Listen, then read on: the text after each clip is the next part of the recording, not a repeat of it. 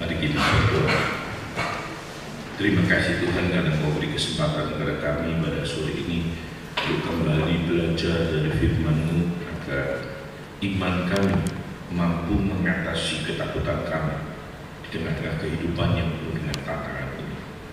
Agar firman-Mu menjadi landasan hidup kami untuk menghadapi hidup yang penuh dengan tantangan ini, sehingga kami dimampukan dalam segala keadaan apapun juga untuk tetap percaya, setia kepada-Mu dan hidup benar di hadapan-Mu. Urapi dan pakailah hamba-Mu dengan firman-Mu, beri kepada dia kekuatan, kesehatan, agar dia boleh menyampaikan firman-Mu dengan baik, dan siapkanlah hati saudara-saudara kami bagaikan tanah-tanah yang subur, yang siap menerima taburan benih firman-Mu. Kami berdoa dan bersyukur, memohon hanya di dalam nama Yesus Kristus. Amin. Saya bersyukur kalau malam ini boleh melayani di tengah-tengah saudara sekalian. Memang beberapa hari ini, sejak 1 minggu yang lalu saya terkena sakit batuk yang kalau sudah batuk mungkin sangat mengganggu sekali, kadang-kadang bisa berhenti. Tapi saya bersyukur karena sekalipun kondisinya seperti itu, saya masih bisa tetap melayani, banyak pelayanan untuk Jumat Agung, pembinaan majelis, Paskah dan sebagainya. Sehingga memang saya ingat apa yang dikatakan oleh Paulus di tengah-tengah pergumulannya, justru dalam kelemahanlah kasih karunia Allah itu menjadi nyata dan membuat kita selalu belajar bersyukur dan bersandar kepada Tuhan. Nah, saya dikasih tema faith and fear, faith over fear, maksudnya iman mengatasi ketakutan. Lalu saya search di Alkitab tentunya ayat yang berisi faith and fear. Setelah saya search, saya temu satu ayat, salah satu maksud saya yang saya lihat tertarik untuk bisa menjadikan itu menjadi nanti bagaimana kita belajar untuk dengan iman menghadapi atau mengatasi ketakutan.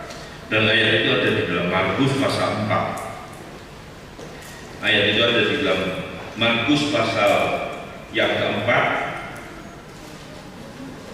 ayat yang ke-40.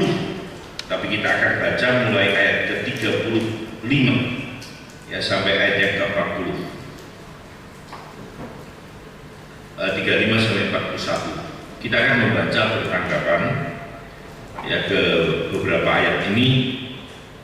Saya akan bacakan 35, saudara-saudara, ayat 36 demikian seterusnya.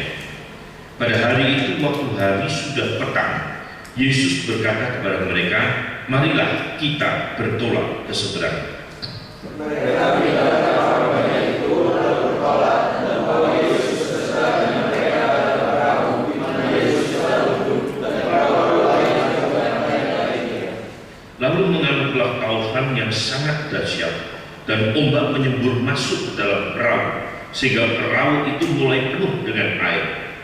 Pada waktu itu Yesus sedang tidur di gulita di sebuah jalan, maka murid-muridnya menemukan dia dan berkata kepadanya, Guru, engkau tidak bunyi kalau tidak binasa. Ia pun bangun menghardik angin itu dan berkata kepada danau itu, diamlah, tenanglah. Lalu angin itu reda dan danau itu menjadi teduh sekali. Lalu ia berkata kepada mereka, mengapa kamu begitu takut? Mengapa kamu tidak percaya? Mereka menjadi sangat takut dan berkata seorang kepada yang lain, siapakah gerangan orang ini sehingga angin dan danau pun taat kepadanya? Saudara, memang banyak yang mengatakan iman dan takut gak bisa jadi satu. Tapi ada juga yang mengatakan iman dan takut itu justru ada di dalam kehidupan manusia. Dalam arti ketakutan itu yang bisa membangunkan iman. Jelas bukan berarti bahwa iman dan takut dibutuhkan oleh manusia.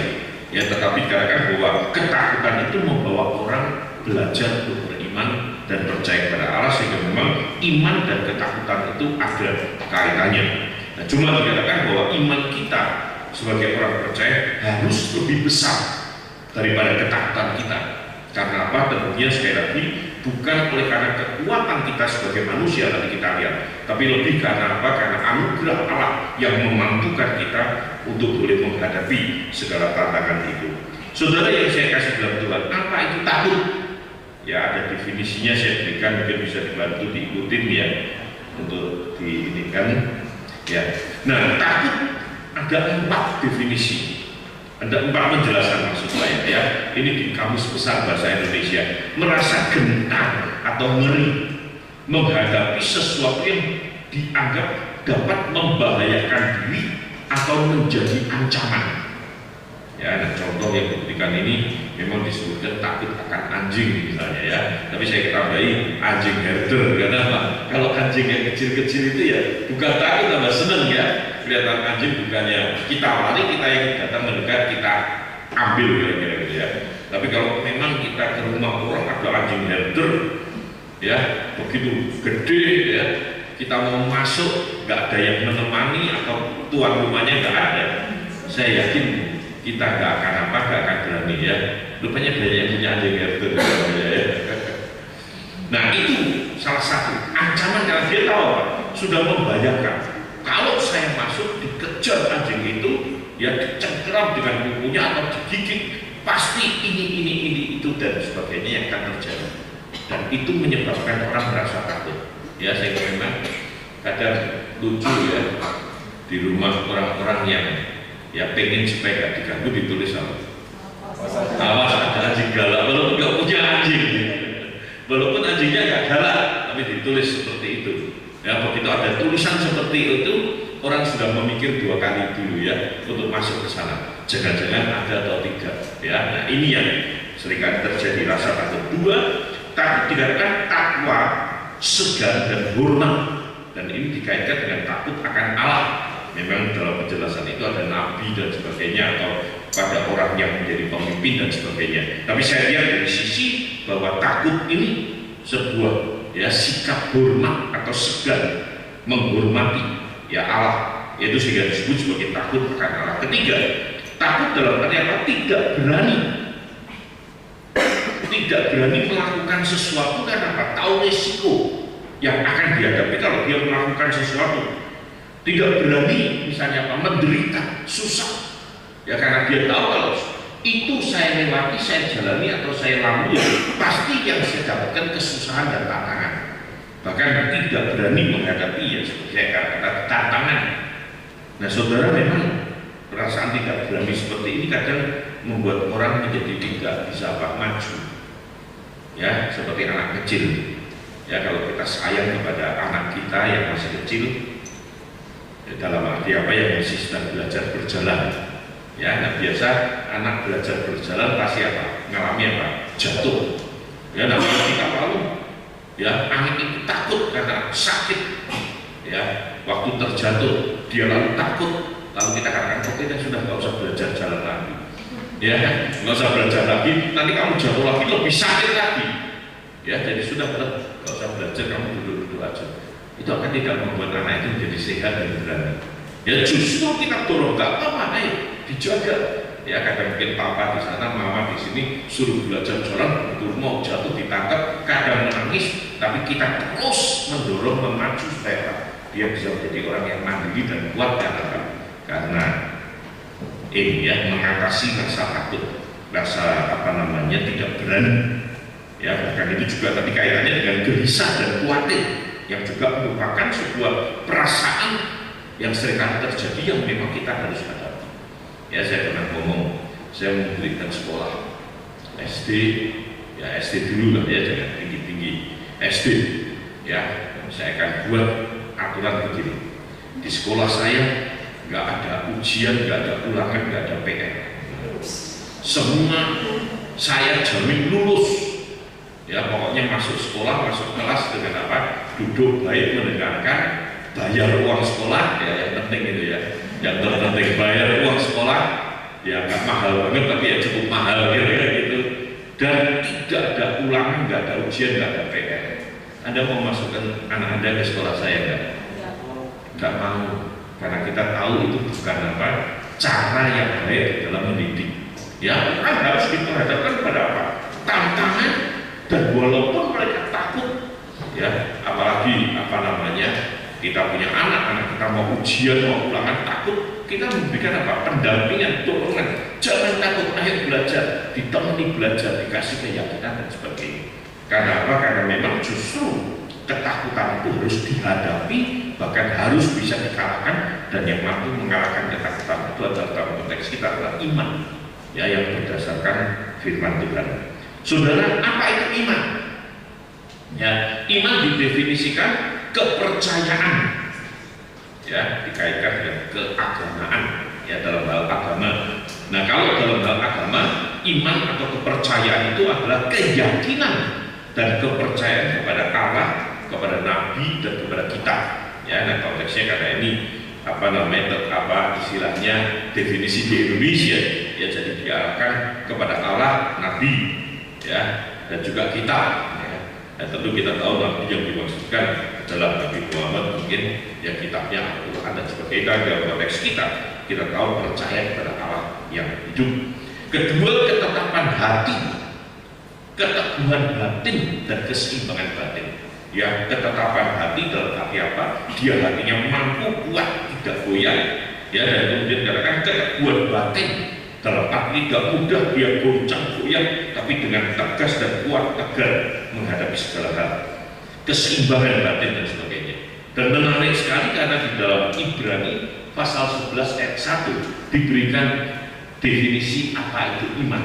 Sederhana, praktis, tapi kita tahu bahwa itu memang berbicara tentang apa itu iman.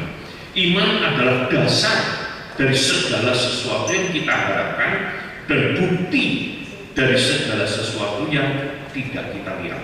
Ya, jadi sesuatu masih kita harapkan tapi kita bisa menerima itu sebagai kebenaran, itulah iman. Sesuatu masih belum terjadi, belum kita lihat, masih merupakan janji, tapi kita yakin kita pasti akan menerima itu, itulah iman. Dan justru dengan iman itulah banyak orang yang saya yakin kalau dalam konteks kehidupan dan perjuangan di dunia ini, karena iman dan keyakinan itulah banyak orang yang hari ini berhasil. Ya, dalam arti kita sekolah misalnya, ya, kita tahu sekolah itu nggak gampang. Ya, anak saya dulu sekolah di STTS, ya, sekarang memang sudah lulus jadi dosen di sana. Ya, STTS. Jadi pada saat mendengar STTS, wah banyak yang sudah ngomong apa? Susah sekolah di sana. Karena apa? Singkatannya STTS apa? Sekolah tinggi tamat S2. Ya, jadi begitu masuk sudah orang-orang ngomongnya begitu, jadi sudah apa? Waduh, ini pasti susah. Ya, tapi bersyukur karena dia tekun, berani menghadapi. Saya katakan ya gini aja, memang tergantung dari kita. Kalau kita mau belajar, curahkan perhatian, waktu dan sebagainya untuk belajar, ya pasti bisa itu, ya. Dan memang antisipasi saya bagaimana, ya, saya carikan kos persis di depan kampus. Ya, jadi kosnya persis di depan kampus, tinggal jalan kaki sampai ke kampus, ya, sehingga hujan, panas dan sebagainya, ya, bawa payung sudah sampai. Saya nggak kasih sepeda motor. Kenapa? Kalau kasih sepeda motor nanti apa? Lebih banyak kemaunya dari belajarnya. Sehingga akhirnya ya 4 tahun dia bisa, ya, gampang ke kuliah dan sebagainya, sibuk dan sebagainya, ya, istilahnya cuma tinggal jalan dekat itu. Dan ya bersyukur kalau ternyata tamatnya nggak sesuai dengan batas waktunya 4 tahun selesai. Nah, saudara, kalau kita takut menghadapi itu, nggak berani, nggak yakin, ya, padahal kita tahu bahwa kita sekolah di sana itu maunya apa? Dapat ijazah dan lulus. Ya, justru ijazah dan lulus itulah yang akan kita terima, yang pasti kita terima, yang memacu kita untuk apa? Hari ini berjuang dan belajar. Nah, ini yang dikatakan sebagai apa? Salah satu daripada iman, ya, kata kuat batin, keberanian di dalam melihat dan meyakini apa yang akan diterima di depan. Ya, dan memang menarik, ya, saya dapat dari internet gambar, ya, faith, ya, hampir sama dengan sama dengan Ibrani, is being sure, ya, of what we hope, ya, menjadi yakin, being sure, gitu, ya, menjadi yakin untuk atau atas apa yang kita harapkan. Jadi kita yakin akan apa kita harapkan dan certain, ya pasti ada kepastian tentang apa yang tidak kita lihat. Ya, jadi kali ini kita mempunyai pengharapan, ya bahwa suatu kali kalau kita melewati kehidupan kita di dunia, Kristus menjemput kita dan kita akan boleh ya tinggal di Firdaus. Kalau kita bahas beberapa hari ini, seperti yang dikatakan ya kepada penjahat di kayu salib, hari ini juga kau bersama dengan aku di Firdaus menikmati sukacita surgawi. Ya, dan ini menjadi apa? Menjadi sebuah janji, pengharapan yang apa? Yang walaupun kita belum melihat, tapi kita yakin bahwa itu ada, dan itu yang dikatakan iman. Ya, bahwa kita tahu apa yang belum kita lihat, surga, Firdaus, segala yang indah, kita belum melihatnya, tapi kita punya keyakinan dan kepastian untuk menerima janji itu, maka dikatakan itulah iman. Nah, saudara yang saya kasih dalam Tuhan, kita kemudian ingin bertanya, ya faktanya apa?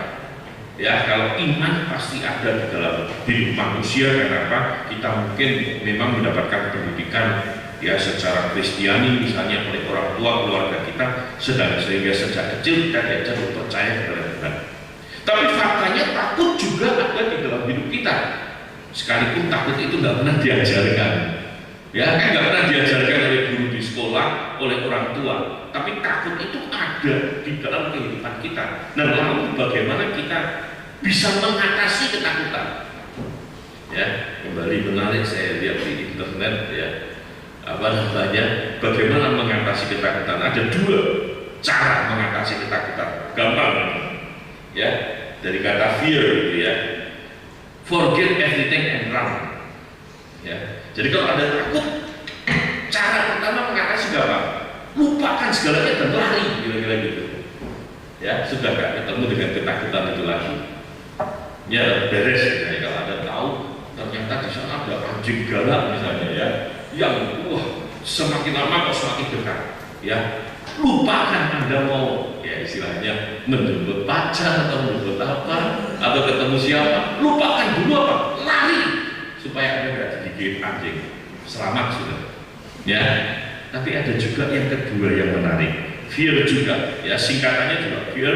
Dari kata fear katakan apa? Face everything and rise. Ya, dalam arti apa? Hadapilah segala sesuatu dan apa? Bangun, bangkit, atau istilahnya hidupkan semangatmu untuk berani menghadapi ya segala sesuatu yang ada. Nah, ini yang sebetulnya dikaitkan dengan apa? Bagaimana kita bisa mengatasi ketakutan, tapi mengatasi ketakutan ini secara apa? Secara tentunya mungkin berpikir dengan apa? Dengan kekuatan kita, dengan pengalaman kita. Sesuatu yang mungkin paling dasar dan umum, mungkin ketakutan itu bukan bicara soal ketakutan kepada iblis atau kepada setan atau kepak gelap dan sebagainya, tapi ketakutan dalam menghadapi hidup yang penuh dengan tantangan ini. Ya, kita mau lari atau kita justru mau menghadapi, karena justru pada saat kita menghadapi ketakutan itu dengan apa namanya nanti ditambah keyakinan dan iman kita di atas dasar iman Tuhan, kita justru akan apa ya naik tingkat istilahnya ya, menjadi semakin mampu. Nah, bagaimana kita menghadapi ketakutan itu dengan iman ya? Faith dikatakan apa? Full assurance in the heart ya, dalam arti apa? Punya jaminan, keyakinan yang apa? Yang penuh di dalam hati kita. Kalau kita punya keyakinan, jaminan yang penuh di dalam hati kita, maka kita akan mampu menghadapi apa namanya rasa takut itu. Ya, nah saudara yang saya kasih dalam Tuhan, ya saya ingin ajak kita belajar dari ayat yang kita baca tadi. Ya, bagaimana murid-murid bisa takut, dan bagaimana mereka ditegur karena ketakutan mereka, dan bagaimana akhirnya mereka bisa keluar dari ketakutan itu. Dan kalau kita melihat di dalam pengalaman hidup mereka, jatuh bangun hidup mereka, pada akhirnya mereka bisa menunjukkan kualitas iman yang luar biasa ya, sehingga iman mereka dalam apa? Mengatasi ketakutan mereka. Nah saudara, kita melihat bagaimana takut dan iman ya ada di dalam kisah ya badai di Danau Galilea dari Markus 4 ayat 35 sampai 41 tadi. Nah, saudara, Danau Galilea itu dikatakan sebuah danau yang memang unik, ya, dikelilingi dengan bukit-bukit. Ya, jadi sekelilingnya banyak bukit-bukit, tapi sebagian lagi memang juga tentunya ada daerah datar yang sudah diratakan, yang dibangun berbagai macam bangunan. Ya, nah, karena terdiri dari bukit-bukit ini, maka dikatakan kalau angin bertiup melalui lorong atau lereng, ya, dari bukit itu, maka dikatakan apa? Angin itu akan bisa berubah menjadi apa? Menjadi badai pada saat mencapai Danau Galilea.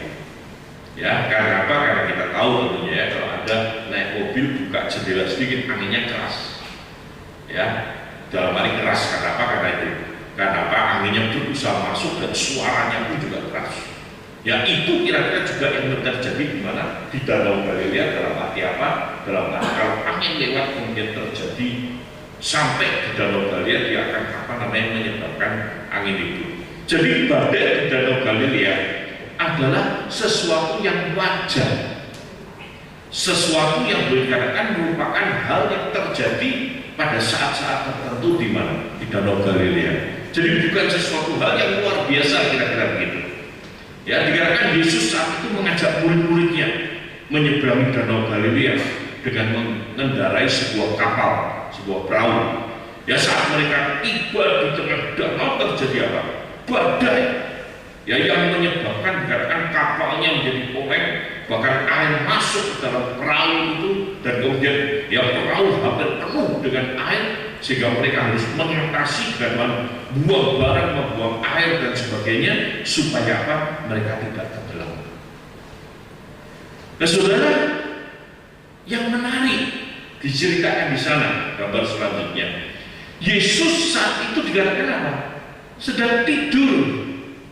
Murid-muridnya ketakutan, bahkan bingung luar biasa. Yesusnya tenang, sedang tidur. Ya, cuma gambar ini agak nggak masuk akal kira-kira. Kenapa? Hah? Apa? Ya, dan Yesusnya kan tertidur di perahu begitu, ya. Padahal disebutkan perahunya kenapa? Hampir tenggelam. Kenapa? Airnya masuk, ya. Dan masa airnya masuk kemudian nggak kena sama sekali, ya. Murid-muridnya sibuk dan sebagainya, ya. Sehingga memang model kapalnya bukan seperti itu, ya. Ada model kapal yang seperti ferry, yang memang tidak sebesar ferry yang kita lihat sampai ada beberapa tingkat, ya. Tapi ada kapal yang memang bentuknya berbeda. Nah, ini memang gambar yang tidak menunjukkan kontras antara ketakutan murid-murid dan apa? Ketenangan Yesus, ya. Nah, ini gambar artis kira-kira, ya, artistik mungkin bisa dikatakan seperti itu. Cuma yang menarik yaitu, ya, kontras yang tidak ditunjukkan. Nah, model ferry di sana itu seperti ini, ya. Saya, ya, seperti ini. Jadi ada tempat yang agak tinggi, ya, sehingga memang, ya, yang dikatakan agak di belakang itu ruang kemudi, ya. Cuma memang betul, ya, Yesus di sana tidur, ya. Dia bukan tidak tahu apa yang terjadi, dia tahu, tapi dia ini diam, ya. Dalam arti apa? Ya, istilahnya melihat bagaimana murid-murid mengatasi masalah yang mereka hadapi. Ya, jadi bukan Yesus juga tidak peka, ya, terhadap, ya, keributan yang terjadi di perahu itu. Oleh karena apa? Oleh karena badai yang terjadi, ya, sehingga dia tetap tidur seperti nggak peduli. Tapi sekali lagi itu juga dikatakan sebagai apa? Sebagai, ya, hal yang hendak ditunjukkan, ya, dalam arti oleh Yesus bagaimana sebetulnya harus menangani masalah dengan bijak dan benar melalui peristiwa ini. Nah, saudara yang saya kasih tahu Tuhan, dalam situasi yang menakutkan itu, mereka kemudian baru ingat akan Yesus. Ya, tadinya mereka menangani, berusaha sendiri mencari jalan keluar, tapi pada akhirnya mereka tidak berdaya, dan kemudian mereka mencari Yesus dan minta tolong kepada Yesus. Dan singkat ceritanya, Yesus menentukan angin itu. Ya, mari kita melihat, ya, beberapa hal yang bisa kita pelajari dari kisah ini. Yang pertama, saudara, murid-murid Yesus menghadapi masalah. Murid-murid Yesus menghadapi masalah, atau kalau kita mau pakai kaitan dengan tema kita, menghadapi rasa takut. Nah, Saudara, di Danau Galilea dikatakan memang sering terjadi angin ribut, badai, dan murid-murid Yesus adalah apa? Nelayan-nelayan yang biasanya ada di mana? Di Danau Galilea, sehingga memang dikatakan sering menghadapi situasi seperti itu. Ya, dan bukan itu saja yang menarik di sini. Yesus bersama mereka di dalam satu perahu yang sama. Ternyata walaupun Yesus bersama mereka, atau kita pakai istilah Yesus beserta mereka, tetap saja mereka menghadapi yang badai yang serius. Apa yang dimaksudkan dengan kisah ini supaya kita belajar? Dalam arti apa? Manusia siapa saja dia, mereka memang menghadapi masalah, tantangan dalam hidup, dan ketakutan-ketakutan dalam hidup. Tidak ada ya istilahnya keistimewaan. Ya, kalau orangnya seperti ini, keluarganya seperti ini, orangnya kaya, miskin, berpendidikan atau tidak, ya, lalu mereka tidak menghadapi tantangan, pergumulan dan masalah. Saudara, saya bertemu banyak justru orang-orang kaya yang mungkin ya yang punya perusahaan gede, yang lebih pusing daripada orang-orang biasa yang punya toko kecil, kira-kira begitu.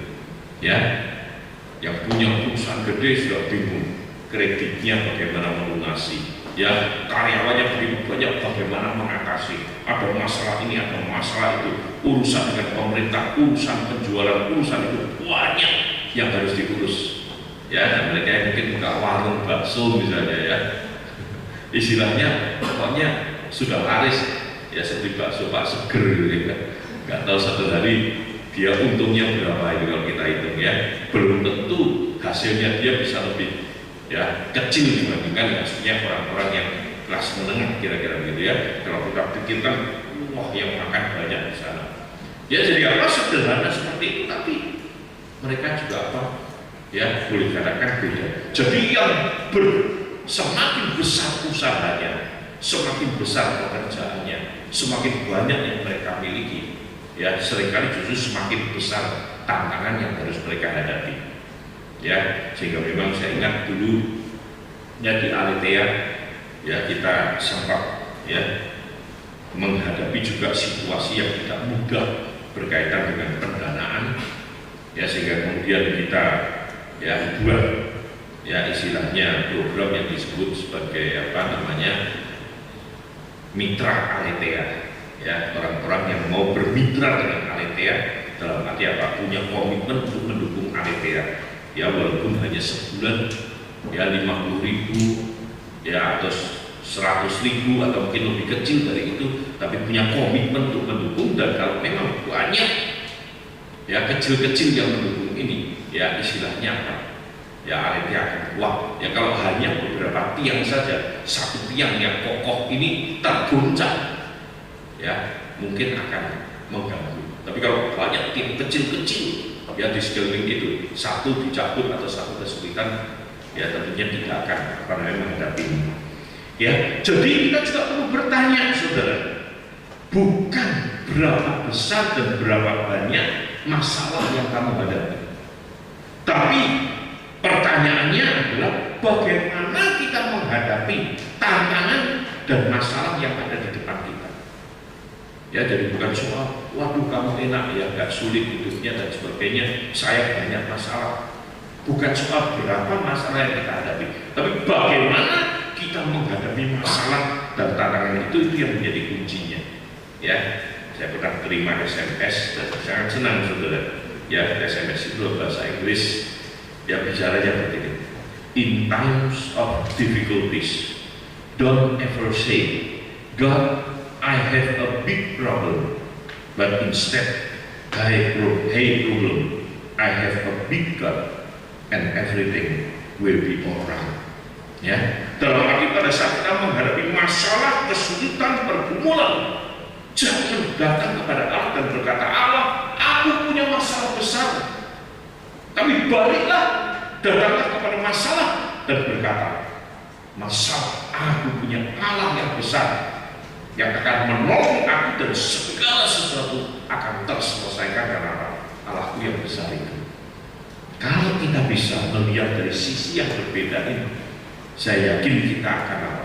Ya, melihat bahwa masalah itu adalah suatu tantangan kecil yang harus kita lalui, yang pasti akan kita lewati, dan kalau kita sudah melewati, kita akan bisa menjadi semakin mampu lagi.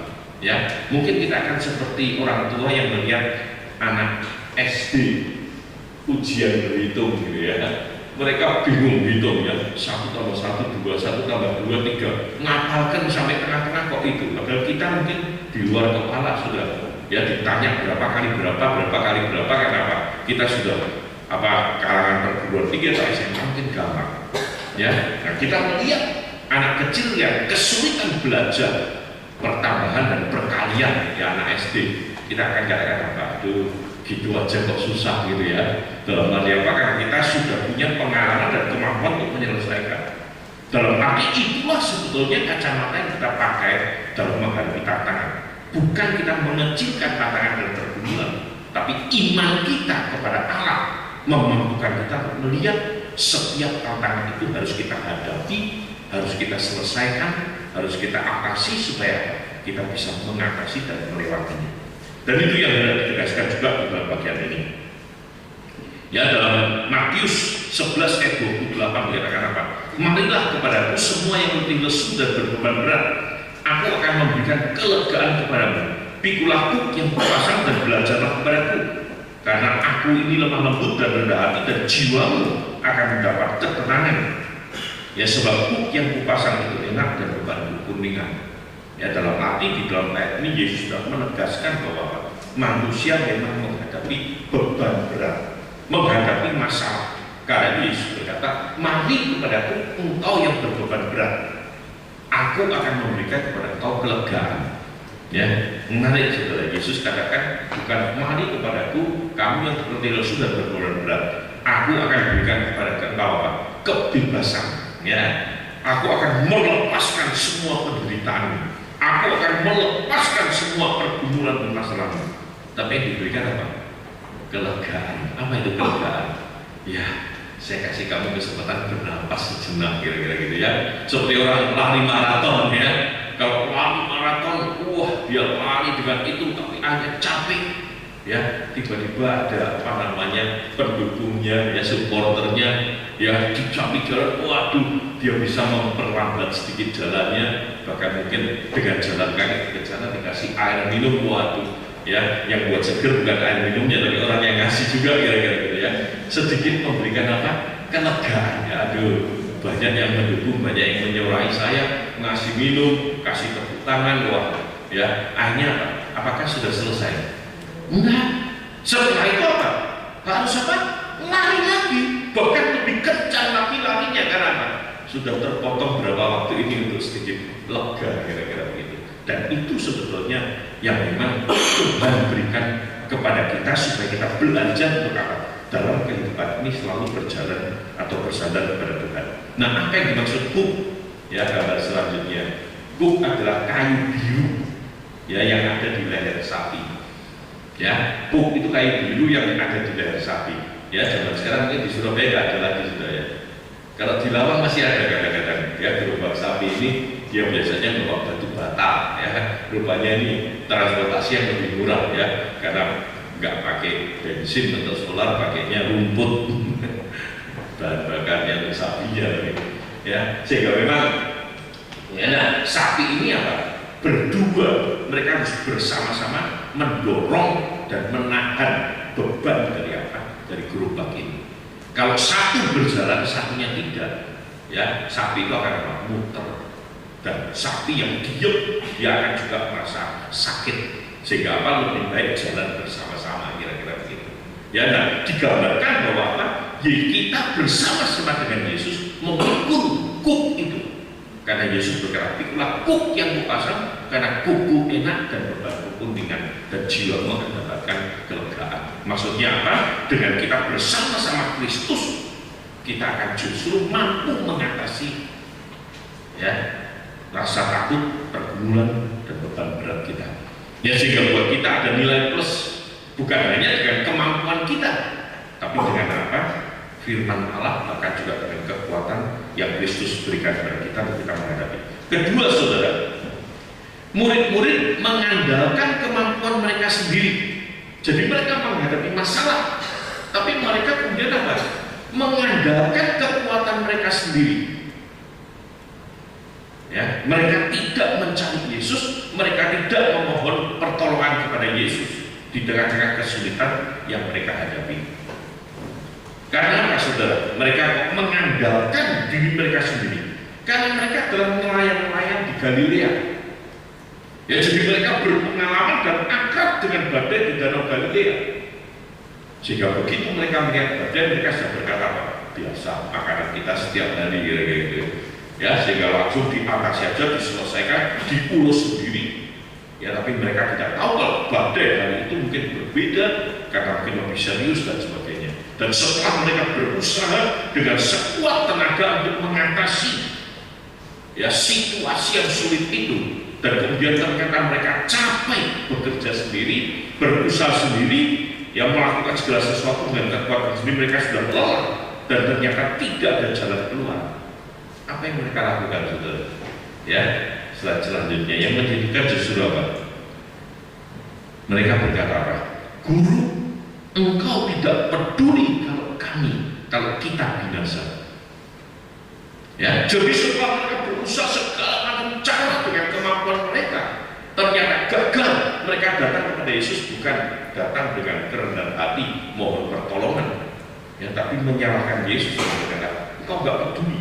Kami kerja keras dengan segala kekuatan kami untuk bisa keluar dari badai dan persoalan ini. Engkau enak-enakan tidur, kira-kira begitu ya, enak-enakan tidur dan tidak peduli kalau kamu dan aku, kita semua akan binasa. Ya, saudara, ini seperti anak kecil, ya, yang saya berikan ilustrasi. Ya, dia pergi dengan orang tua ke pasar malam karena ada beberapa anak, ya, jadi orang tua ini termasuk ya nggak ikut KB gitu ya, anaknya 4 dibawa semua kemana, ke pasar malam, ya. Papa gandeng 1, mama gandeng 1, papa gandeng 2 anak, mama gendong anak 1, anak yang paling besar disuruh jalan. Ya, kamu pegang apa namanya tangannya papa atau tangannya mama, ya, karena mamanya kan gendong anak, jadi bisa pegang tangannya atau pegang tasnya atau pegang selendangnya atau pegang apa, pokoknya semua jalan sama, jangan dilepaskan. Karena papa gandeng 2, mamanya gendong 1 dan gandeng anak kecil 1. Ya, setelah jalan, waduh, lihat acara di pasar malam, atraksi senang. Ya, kemudian mereka berhenti satu tempat, wah, lihat atraksi yang lucu, yang senang, yang ketawa, ya, dan apa namanya, kemudian orang tua atau keluarga ini berkata kepada anaknya, ayo sudah kita lanjutkan, masih banyak yang lain yang lebih bagus yang kita mau lihat. Tapi anak yang besar ini nggak mau. Dia bilang, enggak, sebentar, lihat ini. Mau selesai. Ya sudah, tunggu ya 5 menit lagi, sudah, ayo jalan. Dia sambil jalan, sambil pegang ya mungkin selendangnya mamanya atau kainnya, dia sambil begini dilepas pegangannya. Terus dia lihat ke sana, ya, dengan senang dan sebagainya. Ya, sampai kemudian acaranya selesai gimana? Bingung dia sendirian di sana, tolak-tolak, gak ada yang kenal, nangis dia. Ya, begitu nangis. Ya, kemudian ada orang yang bawa ke operator, biasanya seperti itu ya, diumumkan ada anak kecil umur 8 tahun pakai rok merah, ya, ditemukan sedang mencari orang tuanya. Waduh, ayah ibunya yang juga sudah bingung cari anaknya di mana-mana, cepet ke tempat operator dan begitu ketemu dengan anaknya, papanya, wah, semangat mencari, kelihatan anaknya dari jauh, anaknya lari dan kemudian memeluk papanya sambil berkata, Papa, kenapa Papa kok tinggalkan saya? Ya. Padahal yang tinggalkan siapa? Ya, anak ini yang gak mau ikut papanya, tapi pada saat dia kesulitan, ada masalah, kenapa kok Papa tinggalkan saya? Namanya Papa yang kasih, ya, cuma dilus-lus anaknya, sudah, pokoknya sekarang kamu sudah sama-sama Papa sekali, ya. Lain kali kita semua sama-sama terus, ya, jadi gak dimarahi. Ya, ini walaupun papanya itu disalahkan, kok Papa tinggalkan saya ketakutan sendiri, Papa kenapa pergi dan tidak temani saya dan sebagainya. Dan itu seperti yang dilakukan oleh murid-murid Yesus. Ya, pada saat dia nggak berdaya, mereka berkata demikian. Ya, padahal sekali lagi saudara, kalau kita lihat, ya, harusnya mereka cukup seperti yang mereka katakan meminta Yesus, Yesus tolong kami. Ya, setelah memang berbicara seperti itu minta tolong pada Yesus, Yesus mengatasi dengan apa? Dengan firman-Nya. Cuma satu kalimat, ya, berjalankan, ya, angin itu menjadi teduh. Yang ketiga, mereka berseru kepada Yesus. Ya, sekalipun pada awalnya murid-murid melupakan Yesus, mengandalkan kemampuan mereka sendiri, pengalaman sendiri, tetapi pada saat mereka memang sudah istilahnya jalan buntu, tidak ada jalan keluar, ya, mereka cari Yesus, mereka ingat kepada Yesus, dan mereka, ya, walaupun katakan Yesus kau tidak peduli kami binasa, tapi juga berseru, Yesus tolonglah kami. Ya, yang dicatat oleh Matius, dan dikatakan apa? Yesus segera menolong mereka, ya, menolong mereka, dan dikatakan apa? Yesus kemudian, ya, meneduhkan angin ribut. Baru setelah Yesus teguhkan angin ribut, Yesus baru menegur murid-muridnya. Apa yang Yesus katakan? Ya, Yesus menegur mereka dan berkata apa?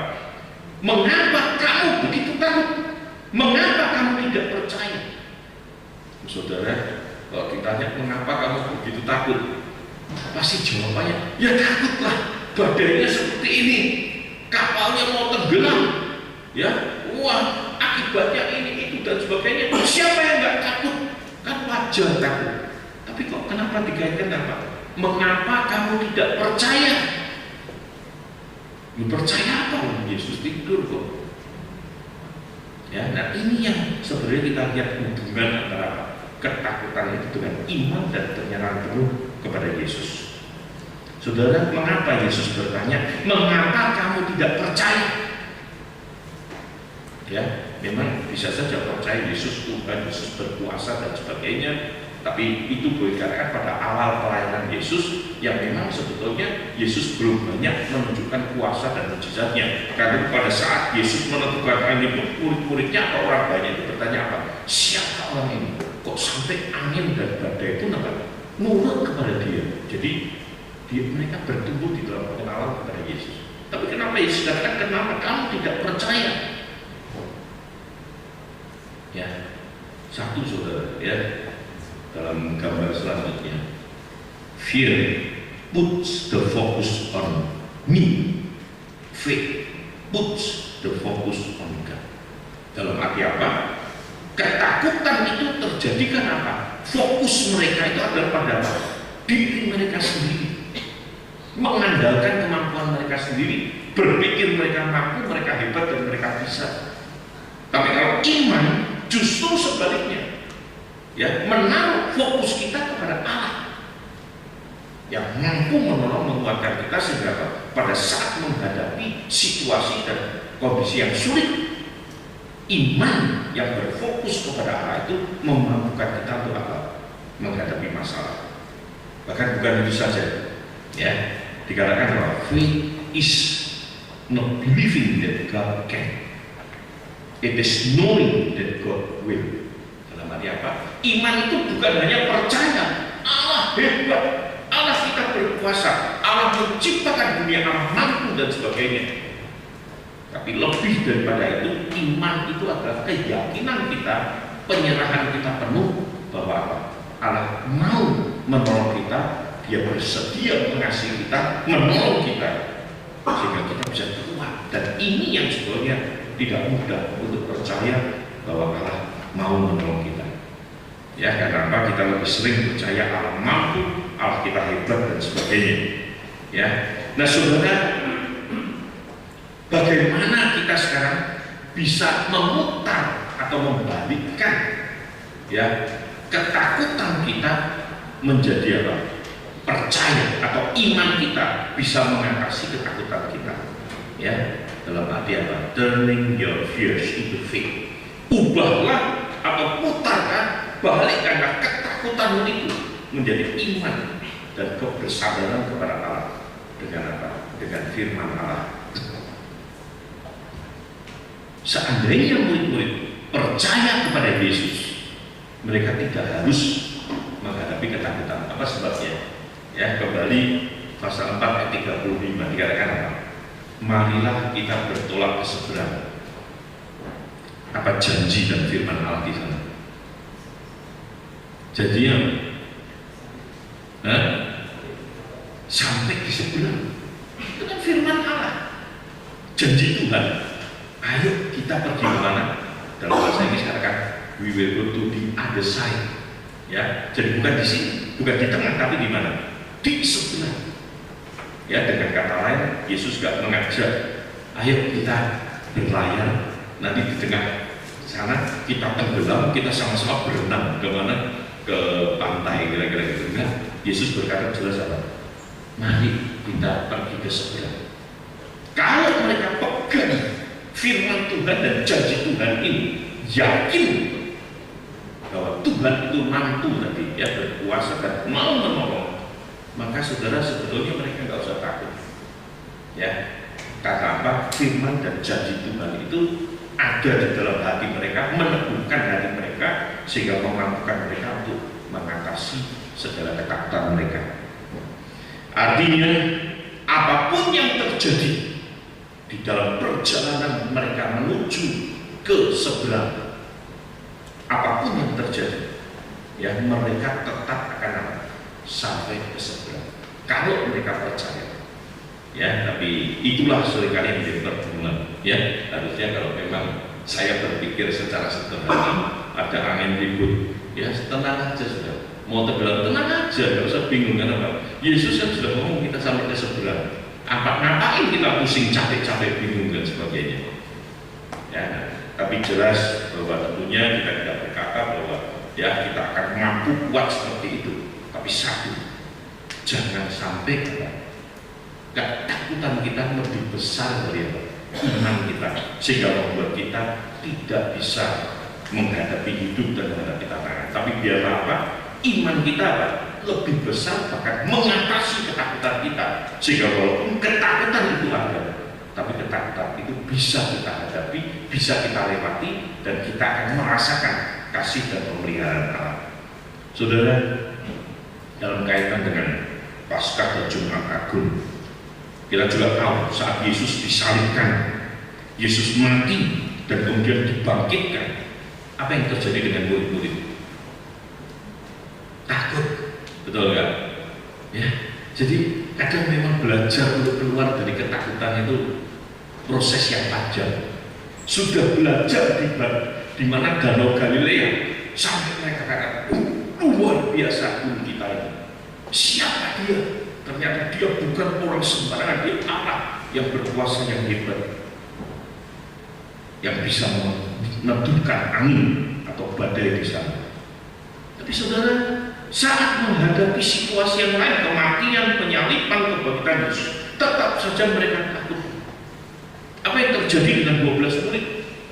Ya, satu 12 bunuh diri, ya, yang 11 kemana? Satu aja yang dicatat Yohanes yang mengikuti Yesus sampai ke bawah kayu salib Yesus, sehingga ya bisa Yesus bisa berpesan kepada Yohanes untuk ya menyerahkan ibunya yaitu Maria kepada Yohanes. Ada satu murid yang berjalan dari jauh memperhatikan apa yang terjadi. Itu Petrus sampai dia menyerahkan Yesus. Murid yang lain katakan apa? Pergi lari meninggalkan situasi yang sulit. Ya tadi itu ya. Kalau kamu takut apa? Run. Sudah aman. Ya. Yang lain ketakutan. Ini run mereka sudah lari, sudah beres. Ya, nggak akan mengalami kematian, nggak akan mengalami penyaliban. Ya, tapi kita lihat Yesus pun juga mengasihi murid-muridnya. Ya, murid-murid dikatakan saat itu takut, walaupun Yesus sudah bangkit, mereka tetap takut dan mereka berkumpul di ruangan dengan pintu tertutup, terkunci semua. Tapi Yesus mengasihi murid-muridnya. Dia datang memberikan apa? Damai sejahtera, meneguhkan, menguatkan iman mereka kembali. Saudara, padahal dikatakan apa? Yesus 4 kali. Ada guru sekolah minggu kasih tahu, pemberitahuan pertama, pemberitahuan kedua, pemberitahuan ketiga, bahwa Yesus akan apa? Disalibkan, mati dan bangkit. Ya, coba ayat selanjutnya. Matius 16 ayat 21.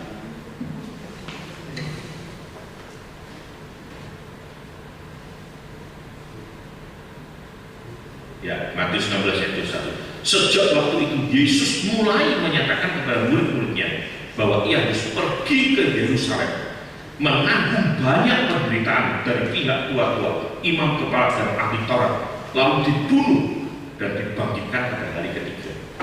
Itu pernah pemberitahuan pertama. Kalau Anda lihat di dalam Injil Matius ada 4 kali pemberitahuan bahwa dia akan mati, disalibkan dan kemudian dibangkitkan. Tapi walaupun itu sudah disampaikan berulang kali, ya, mereka pun tetap menghadapi krisis iman. Ya, tapi pada saat mereka mau mendekatkan diri dengan Allah dan mereka mau melihat atau menaruh fokusnya bukan lagi pada diri sendiri, tapi fokusnya kepada Allah, kita melihat bahwa mereka dikuatkan kembali. Ya, setelah kebangkitan mereka dengan berani memberitakan Injil. Ya, Petrus dan Yohanes, Petrus yang takut oleh karena apa? Ditanyai oleh seorang gadis, ya, penunggu pintu di rumah para imam. Kamu murid dia? Wah, dia menyangkal. Tapi di depan mata dia berkata, silakan kamu putuskan. Kami harus berdoa kepada kamu atau kepada Allah. Karena tidak mungkin kami tidak memberitakan Kristus yang bangkit. Karena apa? Pada saat dia bisa, ya, menaruh fokus hidupnya bukan lagi pada diri sendiri, tapi kepada Allah, imannya mampu mengatasi ketakutan. Ya, faith over fear. Ya, jadi iman yang mampu mengatasi ketakutan pada saat fokus bukan pada diri kita sendiri, tapi fokusnya kepada Allah. Banyak tantangan dan pergumulan yang kita hadapi dalam kehidupan kita. Kita tidak lepas dari masalah seperti juga murid-murid. Banyak ketakutan yang kita hadapi, kekhawatiran. Ya, tapi sekali lagi, kalau kita percaya kepada Allah dan kita taruh fokus hidup kita kepada Allah, kita akan mampu mengatasi itu sesuai dengan firman-Nya. Mari kita berdoa. Berkatlah firman-Mu ya Tuhan, agar kami semua boleh belajar bagaimana iman kami mampu mengatasi ketakutan kami, sehingga memampukan kami untuk menjalani hidup dengan percaya, bersandar dan berharap hanya kepada-Mu saja. Tolong saudara-saudara kami sejak masa muda mereka, biar sungguh-sungguh iman mereka berperan penting dalam kehidupan mereka, di tengah-tengah keputusan, di tengah-tengah tantangan pergumulan yang mereka hadapi. Sungguh-sungguh iman mereka kepada Allah, fokus mereka kepada Allah akan banyak berbicara untuk memampukan mereka melewati kehidupan ini dengan sukacita dan dengan kemenangan yang daripada. Demi Yesus Kristus kami berdoa. Amin.